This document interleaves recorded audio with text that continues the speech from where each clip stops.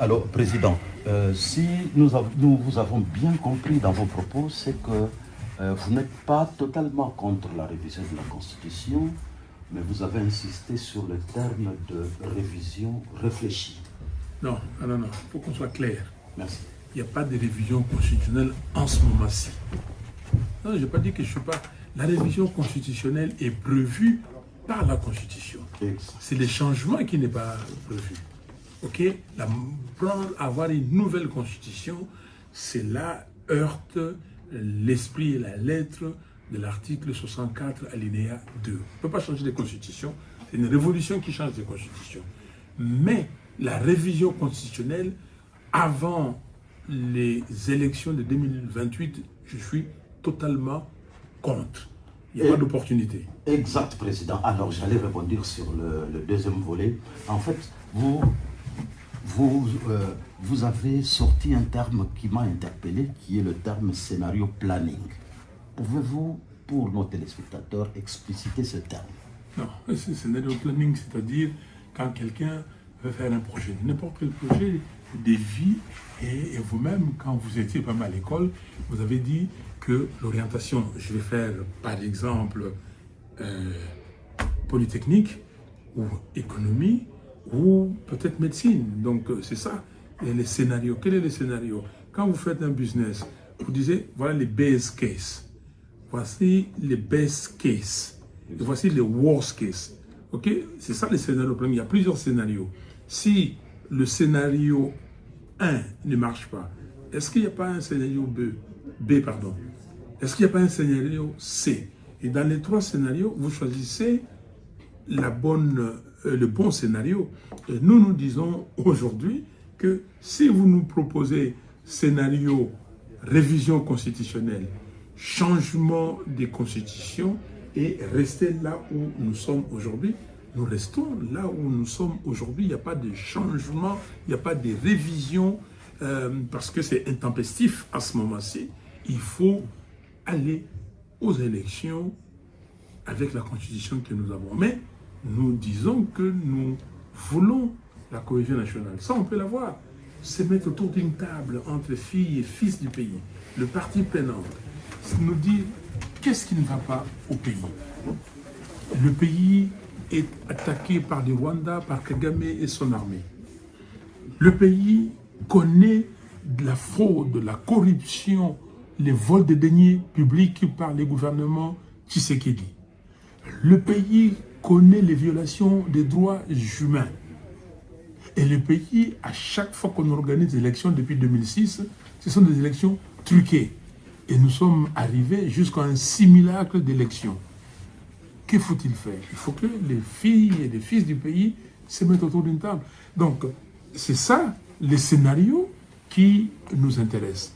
Scénario cohésion nationale. Et nous disons que nous avons les évêques, nous avons les pasteurs, notamment la CENCO et l'ECC. Ces gens-là peuvent faciliter des discussions entre nous, filles et fils du pays. Mais avec ces discussions-là, Président, vous n'avez pas peur de ce dont vous avez eu peur là? Vous dites que dans le scénario planning-là, il risque de faire un glissement. Non, il n'y a pas de glissement, on va se mettre d'accord. Et nous sommes ici, nous sommes en fin 2024. Ok? C'est comme ça que nous commençons aujourd'hui. Nous avons suffisamment de temps. Il nous reste encore 4 ans. Donc si d'ici 3 mois, 6 mois, on prépare tout, on met tout en marche, et chacun commence maintenant à discuter avec la population, à dire à la population, comme je vous ai dit ici, en vous donnant les 18 défis du manifeste des Kisangani, chacun commence à parler à la population pour dire à la population ce dont il est capable. J'aimerais bien deux, trois petites questions, pour éclairer. On vous a suivi ici. Est-ce qu'on peut retenir aujourd'hui que M. Fayulu a déclaré que Félix Tshisekedi, qui voulait changer la constitution, a reculé par rapport au changement et qu'il veut la révision progressive? Moi, je ne suis pas dans la tête de Félix ou dans son esprit où moi je vois ce qu'il fait. Reculer, je veux qu'il recule. Je veux qu'il abandonne ses projets diaboliques. C'est diabolique. Pourquoi je dis diabolique? Parce que ça va diviser les Congos. Ça va diviser les Congolais. Il y a des gens qui vont aller avec lui simplement parce qu'ils sont des fanatiques. On ne veut pas des fanatiques, on veut des gens qui réfléchissent, des gens qui sont réfléchis pour que le Congo aille de l'avant. Et je demande à Félix Tshisekedi, qui est mon frère, vous savez, les relations que j'ai eues avec Félix, avec son père. Je demande à Félix Tshisekedi s'il est patriote. Et comme je l'ai interpellé le 30 juin dernier, je lui ai dit, qu'en toute responsabilité, je lui demande de se raviser. Il faut qu'il se ravise. Ce projet, c'est un projet maléfique. Ce projet, c'est un projet qui va diviser le pays. Ce qu'il doit faire aujourd'hui, c'est voir comment nous allons bouter tous dehors Kagame et son armée. Comment arrêter l'M23. Comment récupérer nos territoires aujourd'hui occupés par l'M23 et le Rwanda.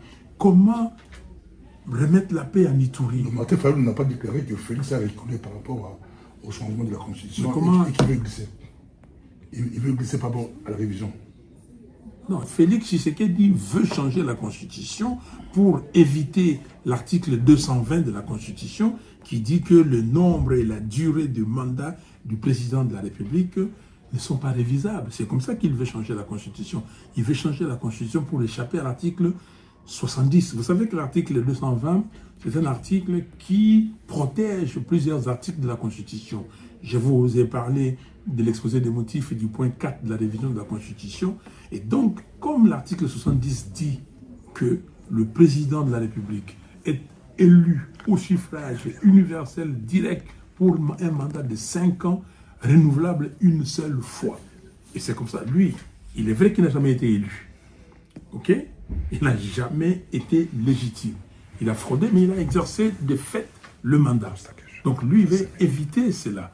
Donc qu'il recule et tout ça, ça c'est pas mon problème. Mon problème, c'est que Félix Tshisekedi veut demeurer au pouvoir. Deux petites questions, une c'est par rapport à FCC. Est-ce que vous faites, ça complique la population parce que vous déclarez que le FCC Kabila est avec vous pour contrer Félix Tshisekedi. Est-ce que la pilule va passer? Ça c'est un. Et puis deuxièmement, la question que je vous ai posée ici dans la salle, au fait, question des rapports de force. Et qui sont battus le référendum. D'accord, sont battus dans le référendum. Bien sûr, c'est ça. Mais Mobutu voulait aller plus loin à la conférence. Est-ce qu'il a battu le peuple?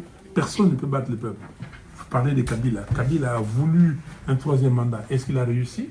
Comme les deux autres, Tshisekedi non plus ne réussira pas. Donc, ne personnalisez pas les choses. Vous dites qu'il a fallu le régime, il a fallu la change à côté. Parce qu'il a changé à côté. Je suis patriote. Je veux mon pays. Regardez-moi, je n'ai pas le même visage qu'il y a quelque temps. Cela veut dire que c'est seul Dieu qui est éternel. Nous allons passer. Je ne fais pas pour moi. Je n'ai pas de problème avec Kabila, comme je n'ai pas de problème avec Tshisekedi. Je n'ai pas non plus de problème avec Moïse Katumbi. Je n'ai plus de problème avec personne. Je veux que mon pays aille de l'avant. C'est ça. Ce que je veux. Il n'y a pas autre chose.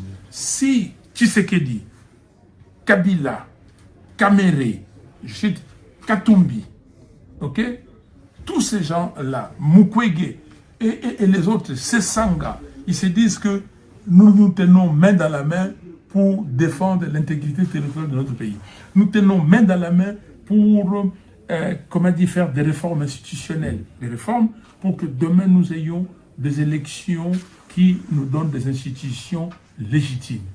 Bravo. Nous allons terminer par cette question. Pour en revenir à l'armée, pour contrer les rebelles soutenus par l'armée rwandaise, vous avez évoqué tout à l'heure la sollicitation d'une armée étrangère amie. J'aimerais savoir quel est votre avis par rapport au soutien à apporter aux forces de résistance, notamment les Maïmaï ou les Wazalendo. Mais les Wazalendo sont déjà là. Ils sont déjà là, pardon. Les Wazalendo sont là, mais les Wazalendo, il y a des patriotes qui combattent, heureusement qu'ils sont là. Mais les Wazalendo, Kagame aussi a créé des gens qui lui appellent des Wazalendo. Ok? Mais quelle est la force loyaliste? Les Wazalendo qui combattent pour les Congo, il faut qu'on les identifie, qu'on les récupère. Mais maintenant, les Ouazalendo, ils sont équipés correctement. Si les forces loyalistes, les forces armées congolaises ne sont pas équipées, comment voulez-vous que les Ouazalendo soient équipés? C'est pour cela que nous disons que tout l'argent que les membres du gouvernement volent, pèse bien mes mots, volent, tout cet argent, ça fait combien de milliards? Tout l'argent que M. Kadima a pris avec l'organisation des élections, 1,3 milliard de dollars. Tout l'argent que M. Nanga avait pris à l'époque, vous voyez combien de milliards ça fait? Tous ces milliards, si on met ça dans la construction du pays, dans la construction d'une armée républicaine, une armée qui combatte. Nous sommes près de 120 millions d'habitants aujourd'hui. Si nous disons que nous donnons 10% de notre population dans l'armée nationale, ça fait 12 millions de gens qui vont aller. Si nous disons 1%, ça fait 1,2 million militaires. Est-ce que nous pouvons prendre dans notre budget de l'argent, tout l'argent volé par tel ministre, tel autre ministre, les membres de la famille de Tshisekedi, Tshisekedi lui-même, ces membres de son gouvernement qui ont acheté des maisons partout, qui construisent des grandes villas à Kinshasa, tout cet argent peut payer une armée d'1 million de personnes. Et s'ils sont formés, 1 million de personnes, vous voyez ce que ça veut dire? Les Rwandais, ils ne sont que 13 millions. Comment on ne peut pas gagner? J'avais demandé qu'on fasse une bande de sécurité sur toute la frontière de l'Est. Pourquoi on ne le fait pas? Simplement parce que Tshisekedi Félix est complice de Kagame. Tshisekedi Félix, il a signé des engagements. Il faut voir ces engagements. Ces engagements, c'était que lui, être président, et le reste, il s'en fout. Merci, Président. Allez-y. Oui, Monsieur Falivelo, j'aimerais juste savoir quel est le sens de votre visite en Occident. Vous avez été aux États-Unis, en Angleterre, je ne sais pas si c'est dans ce contexte-là aussi, en France et en Belgique. Est-ce que ces déplacements vous apportent-ils une plus-value à la lutte que vous menez à l'intérieur du pays? Voilà, je suis parti aux États-Unis pour m'adresser aux étudiants de Princeton, d'université. Et j'aime bien faire comprendre aux étudiants, parce que c'est eux l'élite de demain, parce que c'est eux qui vont diriger demain. L'université de Princeton, c'est une des meilleures universités du monde, parmi les 5 premières universités du monde. Et je suis allé à Londres pour enterrer mon directeur de cabinet. Et comme j'allais à Londres, mes représentants ici, en France et en Belgique, ont dit qu'écoutez, profitez de ce temps-là pour parler à la presse. Et c'est comme ça que je vais organiser des manifestations publiques avec les Congolais et je suis venu parler à la presse. Et j'ai profité, donc France 24 a demandé que je passe et je suis intervenu sur France 24 et c'est pour cela que je suis ici.